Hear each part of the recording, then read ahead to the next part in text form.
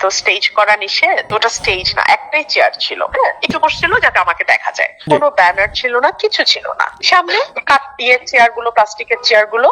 তো আমি hand mic নিয়ে বক্তব্য দিচ্ছি। আমি বক্তব্য দিতে দাঁড়ানোর 1-1.5 মিনিট পরে আমি দেখি পুলিশ আর ম্যাজিস্ট্রেট ঢুকলো। আমি খুবই অবাক হলাম যে এখানে তো কোনো আচরণবিধি লঙ্ঘনের কিছু হয়নি।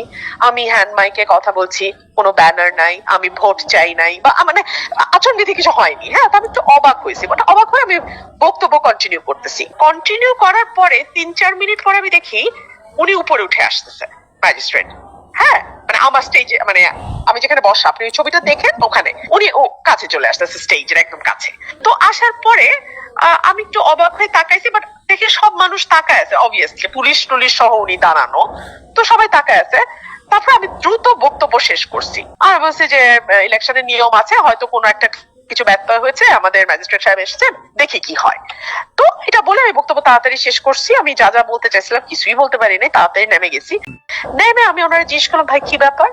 আপনি এভাবে করতে পারেন। ও, এর মধ্যে আমি শুনলাম জাকির, আমার যে ছেলেটা হ্যান্ড মাইক ধরা ছিল, মাইকটা তো ধরতে হয় একজনের, আর আমি মাউথ এটা নিয়ে কথা বলি, হ্যান্ড মাইকের যেটা মাউথ পিসটা, তো ওকে নাকি অ্যারেস্ট করতে পুলিশ উঠছে। হ্যাঁ, পুলিশ ওকে অ্যারেস্ট করবে।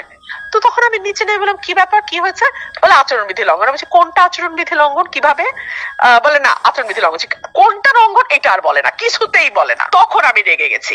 আমি বললাম যে আমার প্রতিপক্ষ, আমি কোনো নাম নেই নাই, আমি বলছি আমার প্রতিপক্ষ, তারা মিটিং করছে একটার পর একটা, সমাবেশ করছে একটার পর একটা, আপনারা চোখে দেখেন না? আচ্ছা, এর মধ্যে আমি একদম স্পেসিফিক্যালি বলছি, বিএনপির আশুগঞ্জের উপজেলার সাধারণ সম্পাদক বলেছে ওই ম্যাজিস্ট্রেটের গাড়ির সামনে দাঁড়িয়ে, হ্যাঁ, ওদের মিটিং চলছিল, সেখানে ম্যাজিস্ট্রেটের গাড়ি বাইরে ছিল, বলতেছে এরকম, আজ মানে বৃদ্ধাঙ্গুলি দেখায়, বলতেছে রুমিন বানানারে টিস্যু বলছি আরো বলবো, নর্তকী বলছি আরো বলবো, কি করবা? ওইটা আমি আবার বলছি যে আপনারা ওই যে বৃদ্ধাঙ্গুলি দেখায় ওটা দেখেন না। হ্যাঁ, ওই রেফারেন্স টেনে আমি বলছি যে ওরা যে প্রশাসনকে বৃদ্ধাঙ্গুলি দেখায়, একদম লিটারালি উনি দেখাইছে আর কি পুরা আঙ্গুল, যে ওইটাই আবার আমি দেখাইছি, যেভাবে যে দেখায় ওটা আপনারা নজরে আনেন না। তারপর আমি বলছি যেই দলের তাবেদারি আপনারা করতেছেন, ওই দল গত 15 বছর চৌকির তলায় লুকায় ছিল।